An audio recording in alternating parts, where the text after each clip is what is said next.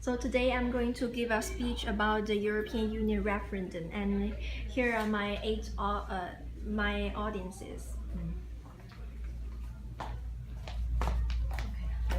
What do you want?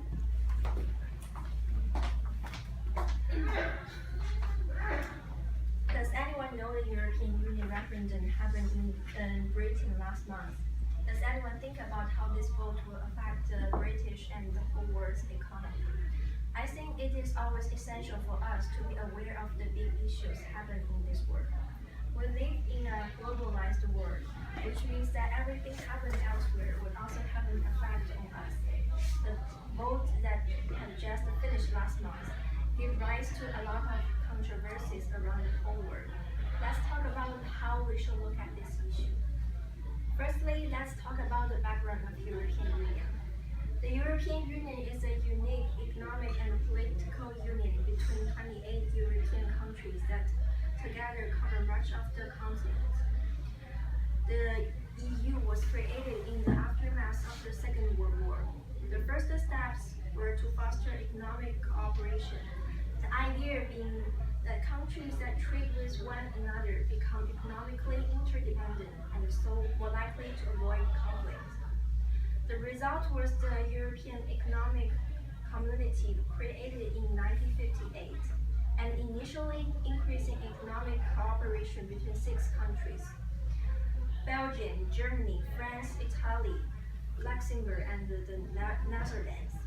Since then, a huge single market has been created and continues to develop towards its full potential. Britain and EU have a long history of conflict, since Britain didn't want to take the responsibilities as a member to follow some rules of EU. However, they still want to take the benefits of EU. It raised some arguments from other countries.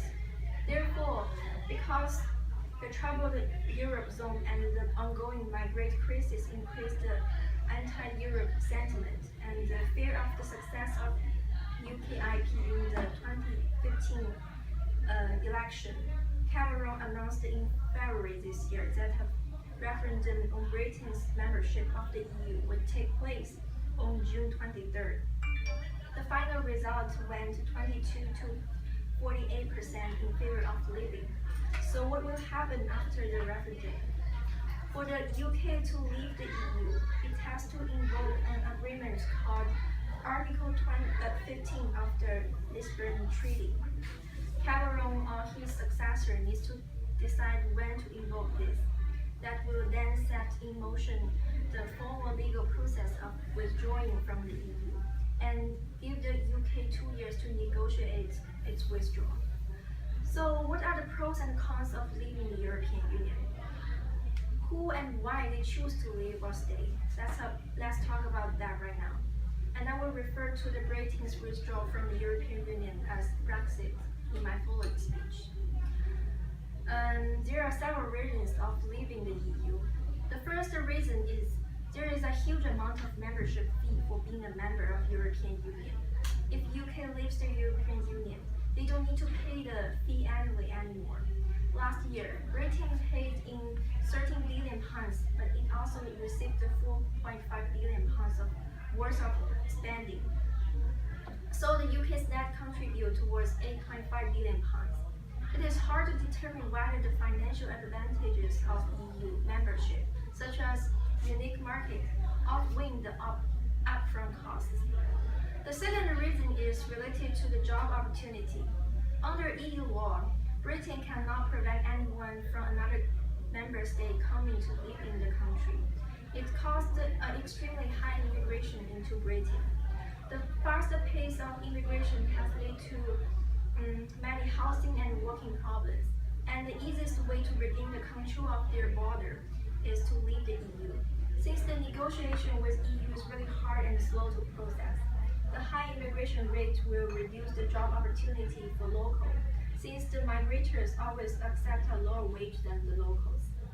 Lastly, if Britain leaves the EU, it would be much easier for them to establish its own trade agreements without the regulation of EU. Many small and medium-sized firms do not trade with the EU, but they are still restricted by a huge regulatory of EU. Britain is pretty depressed right now. They certainly want to work out an own way for themselves to fight for a brighter future. However, whether they can find a good way for themselves is still not unknown. It seems like it has many benefits of leaving the EU. So what is the reason for others to vote for staying in the EU? Firstly, while the migrators take away some job opportunities, the EU also created some job opportunities in Britain. According to the research, there are almost 3 million jobs linked to trade with EU. Therefore, if Britain leaves EU, it might cause the disappearance of these jobs. Secondly, the big uncertainty of Brexit consequences might slow down inward investment in Britain. UK's status as one of the world's biggest financial centers might be diminished if it is no longer seen as a gateway to the EU for the likes of US banks. Lastly, Britain will lose the benefits of the single market of EU, in which no tariffs are imposed on imports and exports between member states. We already talked about the benefits of leaving is that Britain will gain more freedom with their trade. However, in the meanwhile, they also lose something instead.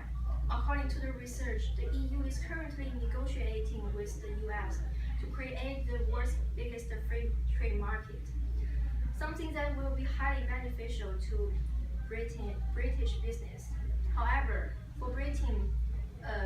moreover, for Britain, there are more than 15% of their exports go to EU countries.